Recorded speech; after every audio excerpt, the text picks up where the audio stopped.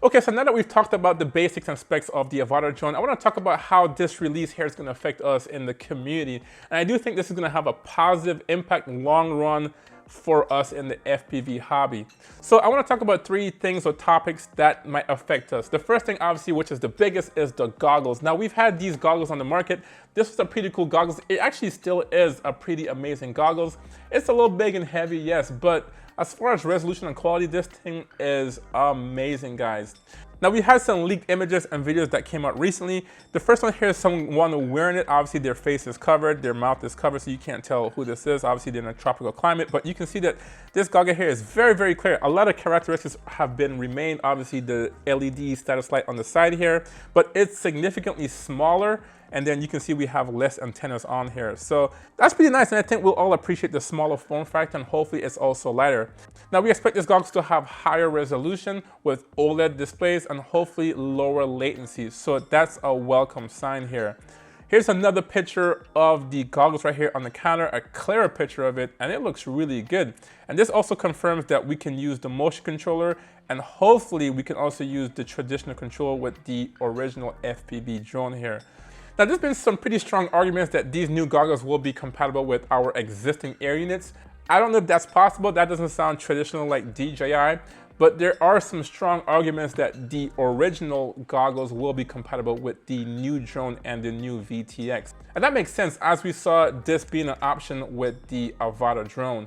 Now, one feature that I hope we have is OSD support. Now, these goggles are pretty amazing, as I said, but we asked for OSD support both from DJI and from Caddx, and we never got it. So they know that that's something that we want and need. It almost has to have it. Why wouldn't it have it? If it doesn't have it, why are you going to upgrade from these?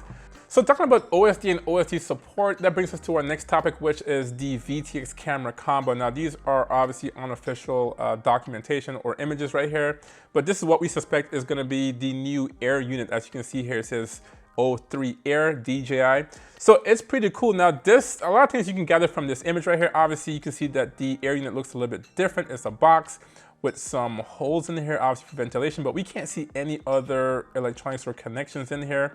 We can see a little USB-C port here and a short, like a MIPI cable here going to the camera. Now, this camera here, I don't know if this thing is to scale or not, but as you can see, the camera here looks huge. Now, I do suspect that this is the same setup that's in the AVATA drone.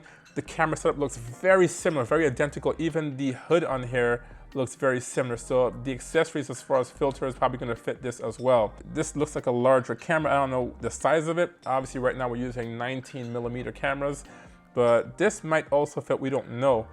If this is true, then whatever applies, in my opinion, this is my speculation, whatever applies to the AVATA, we can also apply to this. Now we expect this up to be significantly better than what we currently have for numerous reasons. We have a higher sensor image on here. That means that this air unit is going to send obviously more information to our goggles.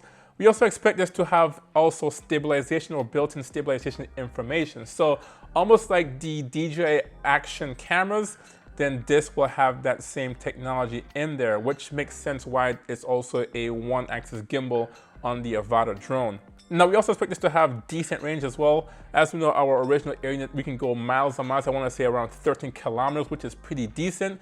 Obviously, with the AVATA drone and the new goggles, we're probably going to have more range. We don't know the numbers yet, but most likely they've increased on that as well.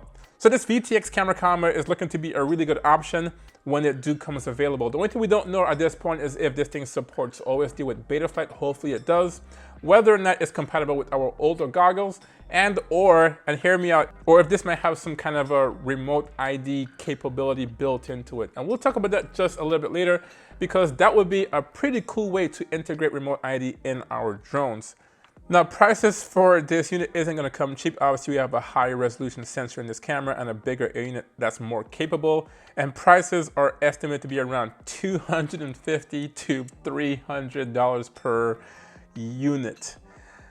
That's pretty pricey, guys. Talking about what I just mentioned, the fact that this thing might have some kind of stabilization built into it, having a 4K image, having OSD support, having all of those features, this might just eliminate the need for an action camera in your drones. Because right now we have DJI air units in our drones, And then we also have to have an action camera weighing between 14 to 50 grams, depending on your setup.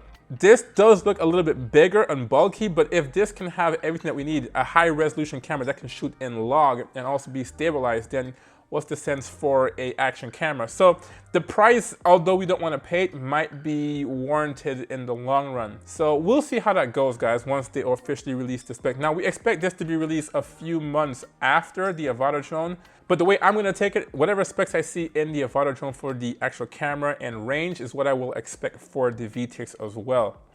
So one thing I want to reiterate about this camera as well is the capability or the potential option. This is me. If I was DJI, this is what I would do. Maybe this setup might have the capability to have ADS-B in, which is the same thing as AirSense, and brings us one step closer to remote ID. Now, obviously, if this has ADS-B in, when we're flying our drones, we can see if there's another aircraft in the vicinity of our drone. That would be an easy way to comply with remote ID.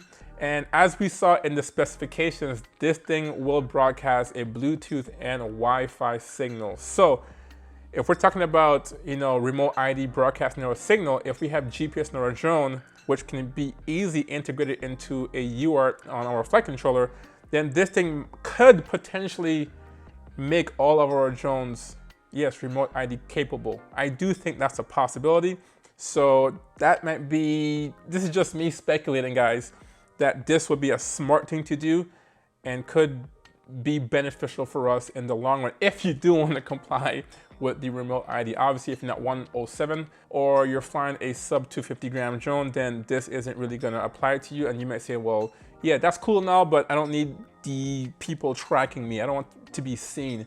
Then that makes sense. But if you're a business owner or you're making videos for commercial purposes, then yes, you do want to have a solution to make your drones compatible with their regulation. And think about it, guys, we're already buying drones with DJI air units already in our drones. So if this is another air unit and it makes your drone compatible or meets the requirements of remote ID, that would be cool. Now, I'm not saying that that's going to happen, but it would be smart if they just did have that ADS-B in on that. And we'll talk about that in our next category. Let's go there. And that brings us to our next category, which is the radio. Now, we're familiar with the original DJI radio. That thing is pretty cool. It works pretty well. Even to this day, it works pretty well. I don't know if it has Hall-style gimbals in there, but it works pretty well. It works well with the OcuSync, and we have decent range. As long as you can see the image in your goggles, you most likely have a RC link with your drone. Now, the only thing about this radio is that these things are very bulky. It's showing its age right now. You can see it's pretty big. Now, as we saw in the video, we saw that the smaller radio from the original FPV drone could be compatible with this AVATA drone. If that's the case, then we can also assume that that smaller radio will be compatible with this air unit, which is good for us. That means we will have a lot more radios in the FPV hobby if this is true. Now, hear me out. As I said before, all we have now with the DJI air unit are these radios. Now, if they made these smaller radios here now compatible with the new air unit, now we have a lot more radios on the market for us. I think that's a pretty cool thing. And that's amazing because now it's a win-win for both sides. DJI now doesn't really have to manufacture new radios to ship out. It's already been designed, it's already on the market.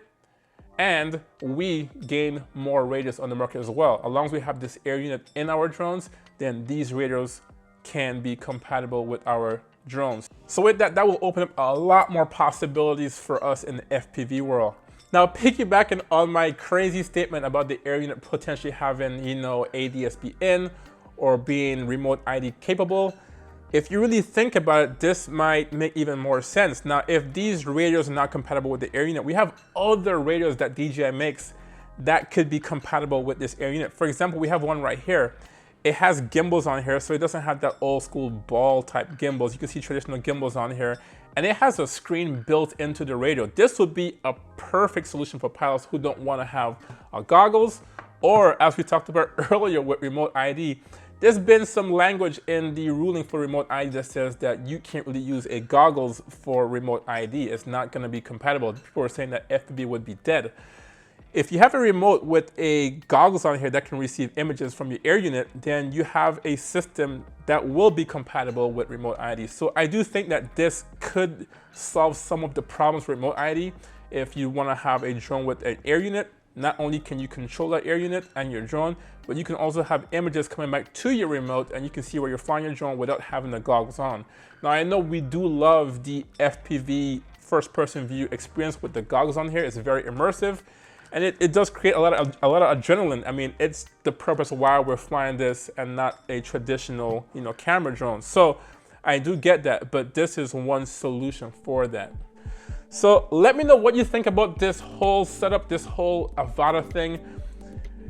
Are you excited by it? I don't know about the drone, but all the accessories, whether it be the goggles or the radios or the air unit and the cameras, I am excited for what's to come and trickle down to the FPV hobby, guys. So let me know in the comments down below. Now, if you're still interested about the FPV system and DJI as a whole, I've done a lot of reviews on how the system works and how the quality is, especially if you really can't afford the newer systems. So I'll leave the video linked right here. Thank you for watching, and I will see you in the next video.